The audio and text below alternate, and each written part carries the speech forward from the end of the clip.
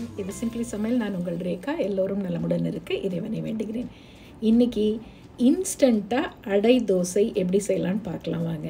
இது வேலைக்கு போகிற பெண்களுக்கு, அப்புறம் புதுசாக சமைக்கிறவங்க, பேச்சுலர்ஸ், இவங்க எல்லாருக்குமே மார்னிங் பிரேக்ஃபாஸ்ட்டுக்கும் சரி இல்லை டின்னருக்கும் சரி நல்ல ப்ரோட்டீன் சத்துக்கள் நிறைஞ்ச ஒரு அடை தோசை மாவு நம்ம செந்தூர் மசாலாவில் சூப்பராக செஞ்சுருக்கோம். அது எப்படி 15 நிமிஷத்தில் உங்கள் பிரேக்ஃபாஸ்ட் ரெடி ஆகுதுன்னு பார்க்கலாம் வாங்க. நம்ம சேனலில் புதுசாக பார்க்குறவங்க சேனல் பிடிச்சிருந்ததுன்னா மறக்காமல் சப்ஸ்கிரைப் பண்ணிக்கோங்க. பெல் ஐக்கான் கிளிக் பண்ணிவிடுங்க. ஆல் பட்டனும் ப்ரெஸ் பண்ண மறந்துடாதீங்க. வாங்க இப்போ நம்ம வீடியோக்குள்ளே போகலாம். தஞ்சாவூர் ஸ்பெஷல் உரப்படை அந்த மாவு தான் இப்போ நம்ம தயார் பண்ணியிருக்கோம். 4-5 வகையான பயிர் வகைகள், பருப்பு வகைகள் எல்லாம் சேர்த்து ரொம்ப அருமையான சுவையில் தயார் பண்ணியிருக்கோம்.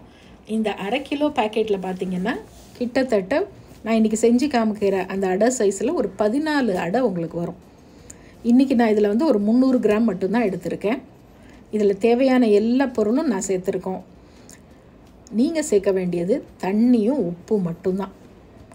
அதுக்கு மேலே கொஞ்சம் வெங்காயம், கொத்தமல்லியோ இல்லை முருங்கைக்கீரை இந்த மாதிரிலாம் சேர்த்துக்கிறது உங்களுடைய விருப்பம். இது எதுவுமே இல்லாமையும் இந்த அடை தோசை செய்யலாம். ஸோ இந்த 300 கிராம் மாவு மட்டும் எடுத்திருக்கேன் நான்.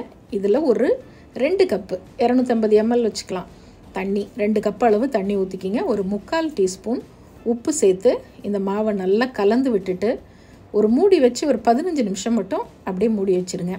அதுக்கப்புறம் நம்ம அடை தோசை செய்ய ஆரம்பிக்கலாம். நான் இன்றைக்கி இதில் கொஞ்சம் பொடியாக நறுக்குன கொத்தமல்லி சேர்க்குறேன்.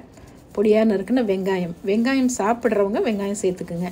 வெங்காயம் சாப்பிடாதவங்க நீங்கள் கீரை கூட பொடியாக நறுக்கி சேர்த்துக்கலாம். அது உங்களுடைய சாய்ஸ் தான். ஸோ முருங்கைக்கீரை இருந்ததுன்னா அது ஒரு கைப்பிடி பொடியாக நறுக்கி சேர்த்து செஞ்சிங்கன்னா இன்னும் நியூட்ரிஷியஸாகவும் ரொம்ப டேஸ்ட்டாகவும் இருக்கும்.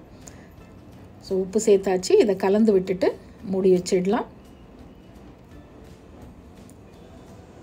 இந்த அடை தோசை அப்படிங்கிறது பார்த்திங்கன்னா இது ஒரு பெரிய வேலையாகவே நம்ம நினைப்போம். ஐயோ எல்லாம் ஊற வைக்கணும், அப்புறம் அரைக்கணும், அப்புறம் நம்ம செய்யணும் அப்படின்னு சொல்லி. ஆனால் இந்த மாவு உங்களுக்கு ஈஸியாக இருக்கும் செஞ்சு முடிக்க. ஸோ குழந்தைங்களுக்கு தேவையான நல்ல புரதச்சத்து, அது மாதிரி ஜிம் போகிறவங்களுக்கெல்லாம் கூட நல்ல ப்ரோட்டீன் ரிச்சாக ஒரு பிரேக்ஃபாஸ்ட் வேணும்னு நீங்கள் நினச்சிங்கன்னா கண்டிப்பாக ட்ரை பண்ணி பாருங்கள். அவ்வளோதான், எல்லாம் கலந்து விட்டாச்சு. இப்போ கல் வச்சுட்டு நம்ம அழகாக தோசை சுட ஆரம்பிக்கலாம். நார்மலாக சட்னி, சாம்பார் இல்லை அவியல் கூட வச்சு சாப்பிடுவாங்க. ஆனால் எனக்கு வெண்ணையும் நாட்டு சர்க்கரையும் வச்சு அடை சாப்பிட்டு பாருங்களேன், அவ்வளோ சுவையாக இருக்கும். வாங்க இப்போ தோசை ஊற்றலாம். அடை தோசை ஊற்றிடலாமா? அவ்வளோதாங்க, 15 நிமிஷத்தில் அருமையான அடை தோசை ரெடி. இதில் சுற்றி எண்ணெய் வேணாலும் ஊற்றிக்கிங்க, நெய் வேணாலும் ஊற்றிக்கிங்க, அது உங்களுடைய விருப்பம். மிதமான தீயில் வச்சு ஒரு பக்கம் அப்படி லைட்டாக முருவலாக, ஓரம்லாம் அப்படி முருவலாக வரும். அப்போ தோசையை திருப்பி போட்டுக்கலாம்.